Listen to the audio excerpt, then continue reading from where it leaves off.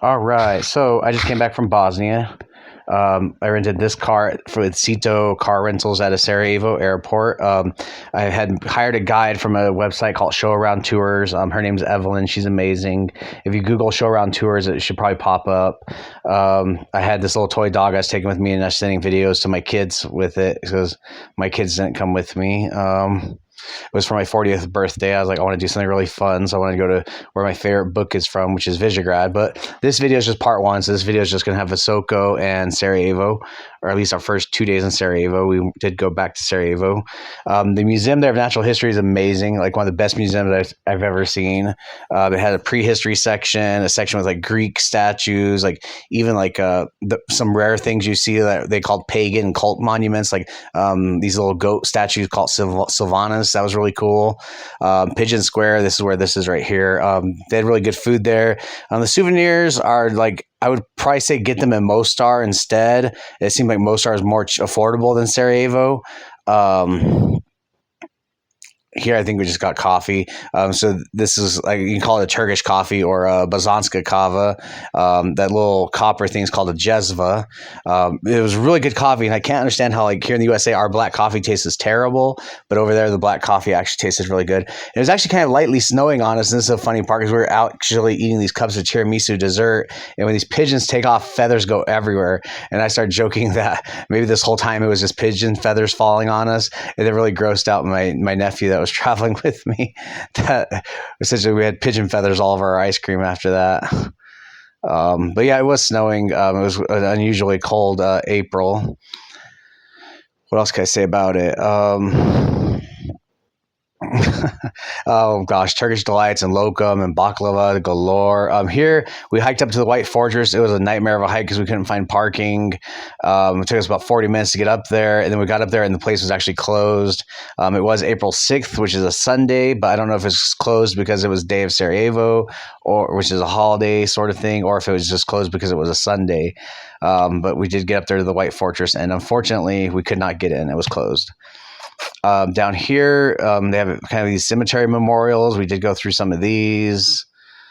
Here I am at Tito's Cafe, which is next to the museum.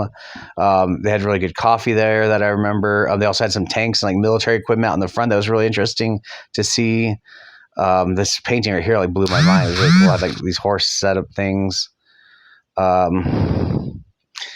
The beanie I'm wearing actually has a light on the front of it, which comes in really handy if you're like in a dark hallway at night. You just push the button and you can kind of see. What else can I say about this? So here I am at the museum. I kind of liked how they had set up these copper axes with this that turquoise where it turns kind of like that green color is called like Viridis bloom. Is that what it was called? I thought of the other word for it the other day. It begins with a V. It's something like Viridis bloom or something like that. The museum had a lot of cool stuff.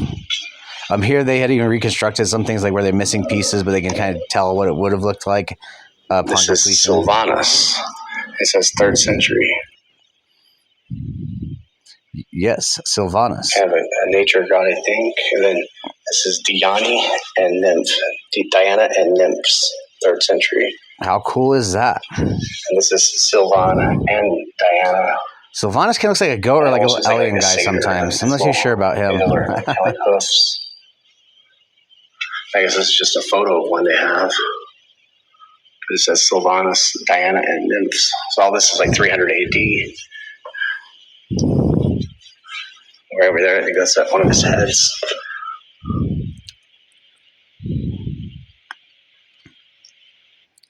Oh, so this is kind of just like a full funny zombie statue I found on the road. Chavapi's amazing. I'd say don't eat chavapi more than twice.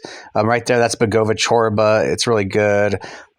This restaurant is called Chevapsinicia Brailovic. Don't quote me on the pronunciation. I've probably butchered it. This is a view of, I think from our apartment actually, or it could have been Hotel Echo.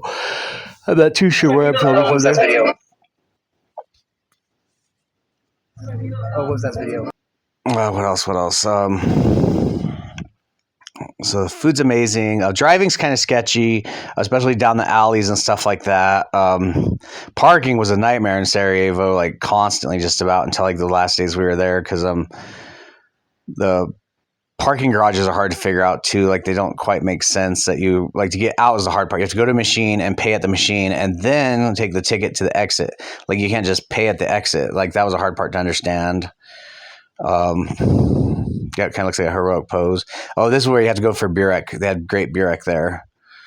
There's a lot of free Palestine stuff there as well. So I loved that. Here's a little video too, of the car we rented. So this is something else that's just like a general tip. Like when you're in a car, just go around it, try to videotape all those scratches and dents.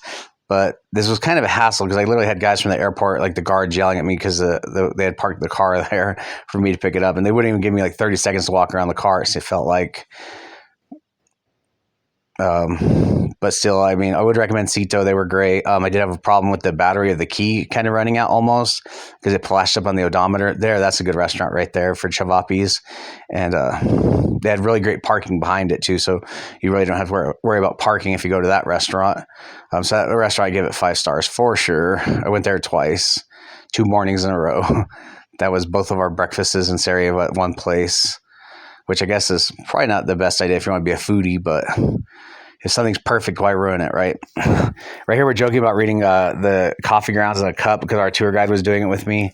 And I think she actually kind of did a good job because like she like looked in there and she's like, oh, I see a Dracula or a vampire. And I'm like totally into vampires. And I was like, what? How does she know that? I'm sure she did like some background research on me. Okay, let's see if I can pronounce that. Chevapsanica. I think that's how it's pronounced. I'm not sure. It was actually kind of snowy and rainy while we were there.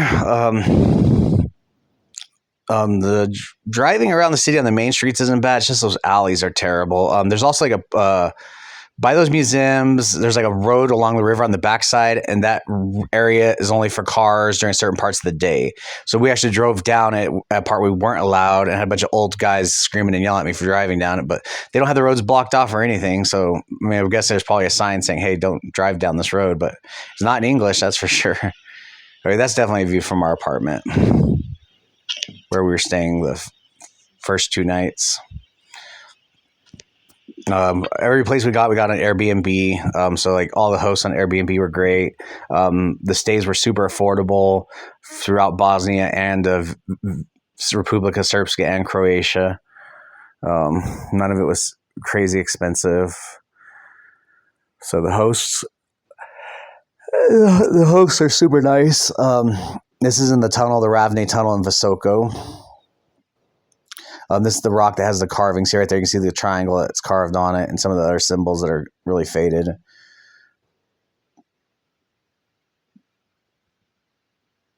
I just thought the translation they gave for it was really crazy.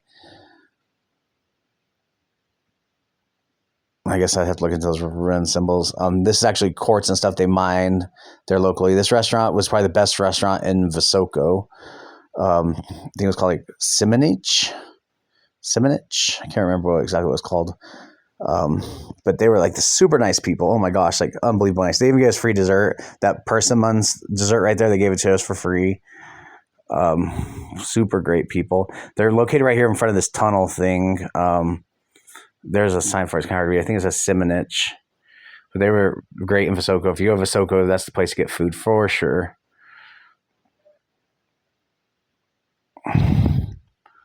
You want to definitely wear your hard hat inside the tunnels because you don't want to hit your head on the roof. Or if you do hit your head on the roof and you have your hard hat, at least it doesn't hurt, which I had happen twice maybe.